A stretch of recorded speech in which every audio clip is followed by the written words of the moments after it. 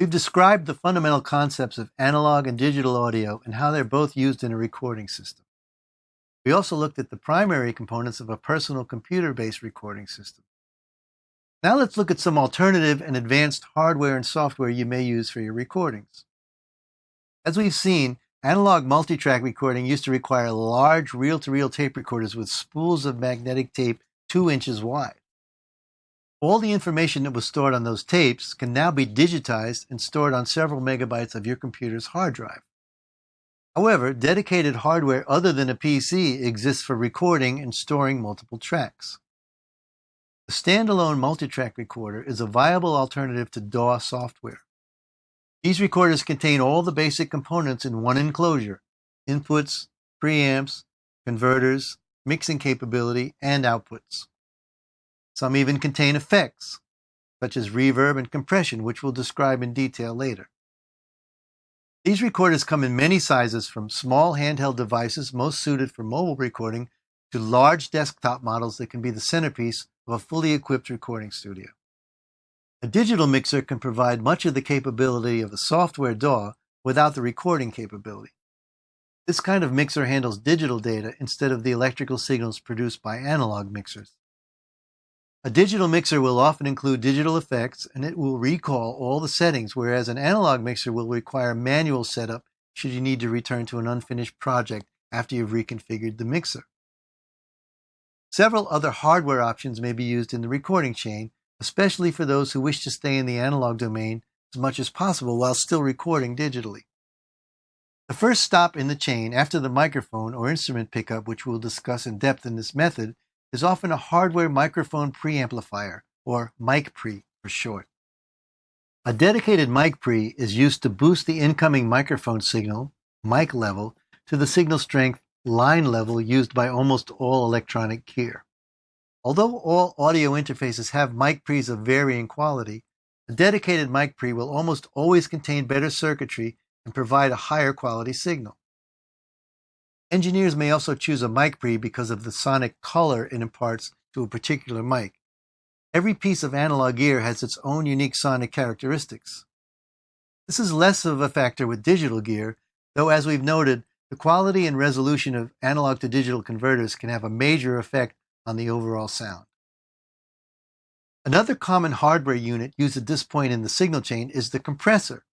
We'll discuss compression extensively later on in this method. The important thing to know at this point is that compression is a very popular tool used on vocals, bass, guitars, and other instruments before those sounds are recorded. Compression helps even out the levels of a performance, increasing the quieter levels and reducing the louder levels so that a specific recorded instrument or voice requires less manipulation when mixing. At this point in the signal chain, the processed sound is usually ready to be digitized and recorded to a track in the DAW or other recorder. Throughout the recording process, you may find opportunities to use other external hardware signal processors, such as equalizers, reverb units, delay units, distortion devices, pitch shifting processors, or other hardware units that require a physical connection to the device with the recorded audio. These units are rarely used on the original signal before it's recorded.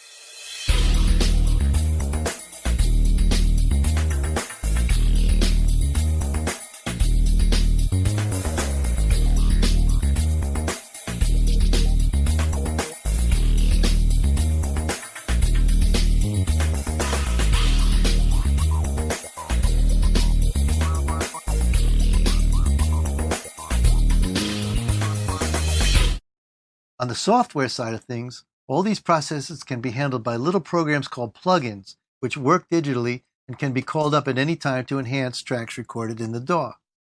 Plugins require no external connection, of course, and can be accessed immediately from your computer. Plugins can be turned on or off and don't affect the quality of the audio you've already recorded, which reflects one of the great advantages of digital recording: non-destructive editing. When all recording was done on tape, any changes after you recorded required actually cutting out pieces of the tape and, if desired, reattaching them or splicing them into a different spot. This method is called destructive editing because the tape has been permanently altered. In the DAW area, all editing is non-destructive. No matter how you process the sound, bending, shaping, or warping it to suit your recording project's needs, the original audio is still in its original state on your chosen storage medium and ready to be used as needed. Continuing on our path along the signal chain, we can now fill up the tracks of our multi-track DAW. How many tracks you need depends on what kind of recording you're making. For example, if you're recording an audiobook, you may technically only need one track for the voiceover. However, as we'll see, you may find uses for additional work tracks, which can serve as holding areas for snippets of audio you may want to move in and out of the main track. On the other end of the scale, you may need 24, 48, 64, or even more tracks for complex music productions like symphonic works or film scores and soundtracks. Modern DAWs on the latest computers provide practically unlimited tracks, and your recording projects will be limited only by the size of your digital storage medium. So with all your required tracks filled, what other components of the recording chain might you encounter? When you start to assemble those tracks into a final mix, you'll find an almost unlimited variety of sound shaping tools that you can apply to your recording project. Here are the general processes that plugins handle, and we'll be discussing all these throughout this method. Some specific types are also available in hardware form. Dynamics processors, such as compression, which deal with volume levels. Distortion processors, favored by guitar players, but also useful for other tracks. EQs and filters, which fine-tune the tone of your tracks.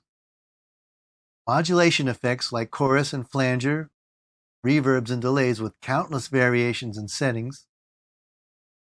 Meters and diagnostic plugins, which help you diagnose and clean up audio problems.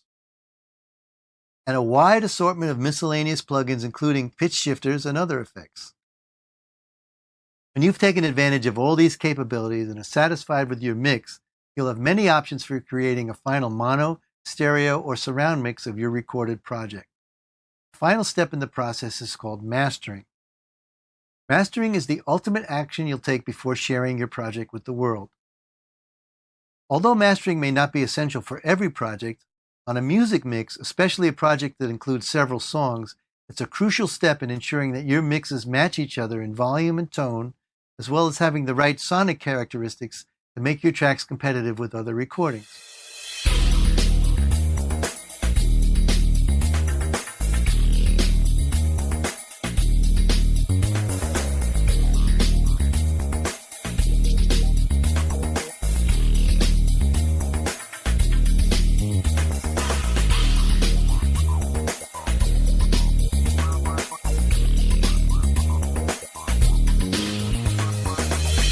So there's a look at all the elements of the recording chain.